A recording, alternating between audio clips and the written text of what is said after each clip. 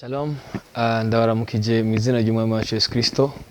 Nitwa Joshua Ngabo, nkaba ndi mwene data akorera muri Kingdom Tabernacle mu Buganda no muri Springs of Peace. Ndabakiriye kuri uno munsi udasanzwe kugira ngo dushobore gusangira ubutumwa bwiza nkuko tugira ibakwe n'ubuntu bw'Umwami wacu Yesu Kristo. Rero tugiye kumara umwanya dusangira amajambo make, ariko turaza kubikora muri series kugira ngo dushobore gupartager bike kandi vyiza mu mwanya muto. Ariko imbere ko tubandanye, reka dusenge. Mwe muyera, ndagushima kuri kumwe natwe, ndagushima ko igihe cyose ukoranije abana bawe uba wifuza ko mwami hari ico ukora. Ndasenze kugira ngo ijambo ryawe rimurike hama riduhereze ugutunganywa naryo ducike nkuko wamye wifuza ko dusa. Urakoze kuri Imana nziza mu izina rya Kristo Yesu, amen. Tugiye gusoma ijambo riri muri Matayo igice c'9 ku murongo wa 35. Siri tugiye gutangura ni siri yitwa ubutumwa bwiza bw'ubwami. Ubutumwa bwiza bw'ubwami. Twarahawe amasezerano mu gihugu cy'u Burundi, tubwirwa yuko hazoba ikanguro, ariko iryo kanguro nijyamara kuza abazoba bazanye iryo kanguro bazofasha benshi bashoboka mu gihugu cy'u Burundi, hanyuma abarundi basohoke hanze y'igihugu kuvuga ubutumwa bwiza. So ubutumwa bwiza nibwamara gukwira rero mwisi, abarundi bonyene bazovuga ubutumwa bwiza ni ecclesia canke ishengero rya Kristo Yesu aho riri hose mu micungararo. Twizera yuko twebwe nk'abarundi turi mu bantu Imana yavuze ko kandi bazoshikana ubutumwa bwiza kure cane. Ikibazo gisigaye mu ishengero ni ugutahura mbe ubutumwa bwiza niki.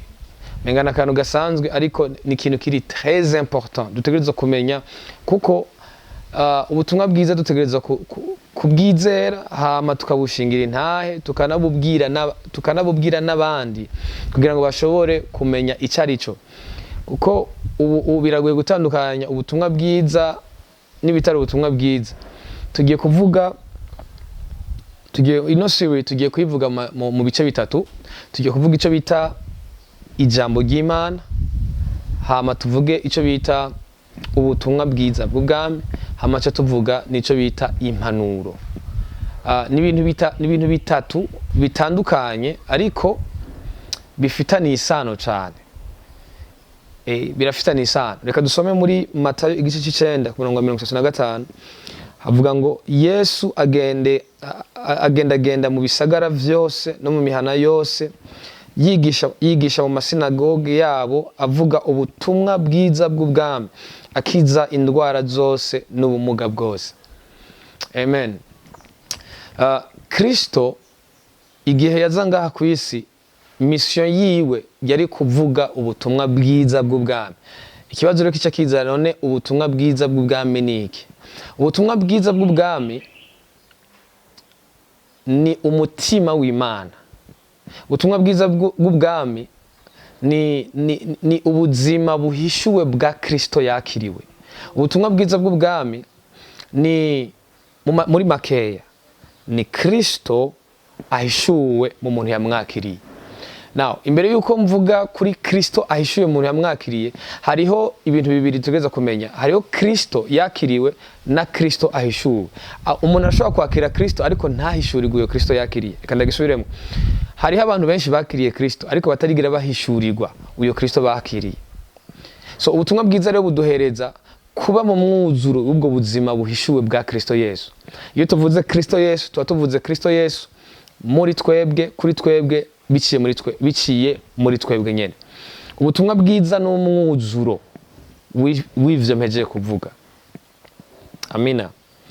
So rero igikorwa Kristo ariko arakora, nkuko duko turasoma muri Matayo igice c'9 ku murongo wa 35, urabona ko ico ariko arakora yariko arahishura uwo mutima. Rero sasa yazanye ihishurirwa abantu bamukurikira cyane bariko baramwumviriza badashobora gutahura. Ni hishurirwa ryasari ari nkuko ari rishasha kuri bo, kuko bari basanzwe bamenyereye kumva amajambo y'Imana. Now definition yacu ya kabiri turaza kuvyagura ko gatoya nkuko tugera turaganira. Reka duhere hano hantu ku majambo y'Imana. Amajambo y'Imana si ubutumwa bwiza. Amajambo y'Imana si ubutumwa bwiza, ariko mu majambo y'Imana turashobora gukuramwo umutima w'ubutumwa bwiza. Peut-être ko mu maseri ari imbere tuko turasobanura inkuru zimwe zo mu vyavuzwe mu isezerano rya kera, tuzizanamwo ubutumwa bwiza, biraza gutahurika neza. Ariko tuko turagerageza kubaka ama foundation. Ijambo ry'Imana ni vyahumetswe vyose n'Imana bishirwa mu gitabo, ariko bidahishura canke bidahishura cyane Kristo, ariko bikaba ari ivyavuzwe n'Imana. Amina. Nk'akarorero, reka tuvuge muri Bibiliya turabona ko hari ahantu inzoka yavuze, abafumu baravuga, abarozi baravuga, abasambanyi bakavuga, donc abantu bose bakavuga. That's not the gospel. Ubutumwa bwiza. Ariko ni bimwe mu bintu vyashizwe, ni zimwe mu nyandiko zashizwe mu majambo y'Imana. Ntidushobora kubita ko vyahumetswe n'Imana, ariko that's not the gospel. Ubwo si ubutumwa bwiza. Rero ijambo ry'Imana, par exemple, umuntu arashobora kuza akavuga inkuru y'Abisirayeli, akavuga inkuru y'Abisirayeli baravuye vyagenze nuko vyagiye birakurikirana, akubwira ibintu vyose. That's not the gospel. Si ubutumwa bwiza. Ariko ni ijambo ry'Imana.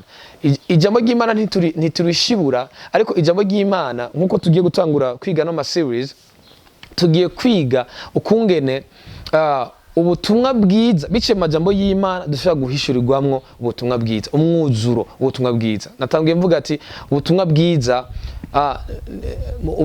ni Kristo, ni umwuzuro wa Kristo ahishuwe mu muntu yamwakiriye.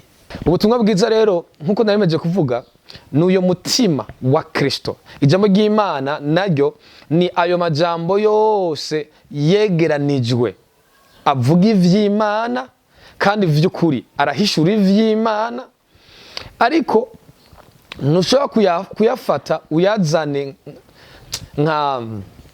nk'inkingi z'ubutumwa bwiza bw'ubwami. Ubutumwa bwiza bw'ubwami ni ijambo ry'Imana, birafitanye isano, ariko n'ibintu bibiri bitandukanye.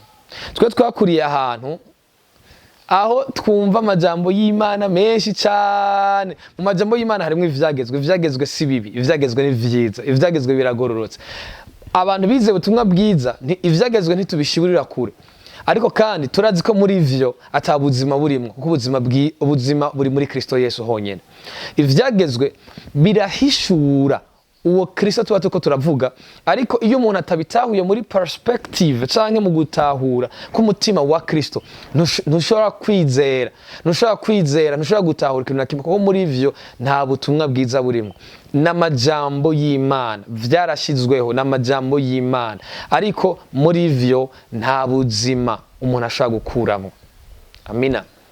So rero muri no series tugiye kuvuga, tugiye kwinjira cyane, turaza tuzoronka kanya ko kwifashisha ukungene na ano majambo yo mu isezerano rya kera yuzuzanya n'amajambo yose yo mu isezerano rishasha. Donc ivyo ngoma ariko aravuga, ivyo mwanditsi w'ingoma ariko aravuga, birafitanye isano cyane n'ivyo Paulo ariko aravuga.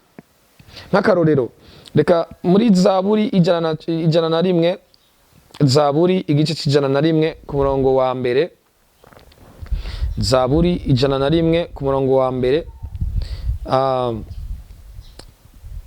haravuga ngo Zaburi ijana na cumi ku murongo wa mbere haravuga ngo Uhoraho yabariye umwami wanje. Umviriza, Uhoraho yabariye umwami wanje ati icara iburyo bwanje ushitse aho nzohindurira abansi bawe indava ibirange vyawe.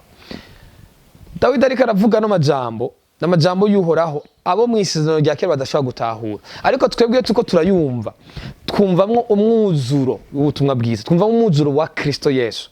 Rero iyo dusomye Dawidi ariko aravuga ngo Imana y'agakiza kanje, aravuga Imana y'agakiza kanje, hariho he's revealing, ariko arahishura ako gakiza. So agakiza rero iyo dusangiye kukavuga, dutangura kuvuga icyo bita ubutumwa bwiza bw'ubwami. Kristo ariko aravuga, yavuga wenyene, yivuga. Wanashima yaranakotinga akavuga ntaho mwasomye akavuga ati jewe nanje. Donc ubutumwa bwiza buza bufata y'amajambo yose yavuzwe n'Imana, gupoperanya n'ivyagezwe vyose vyavuzwe n'abahanuzi, muri ivyo tugakuramwo umutima w'ubutumwa bwiza. Amen. Mana ndagushima ko ugira neza, ndagushima ko ari no saison wahisemwo mwami kugira ngo abantu bawe ihanga ryawe dushishikare gutahura no gukurira mu nzira yo gutahura ubutumwa bwiza. Uducira inzira muri vyose, ugurura amaso n'amatwi yacu Mana kugira ngo twumve ivyo wifuza kuduhereza. Mwami Yesu turiteze kwakira ico witeze kuduhereza muri no saison mu izina rya Yesu Kristo. Amen.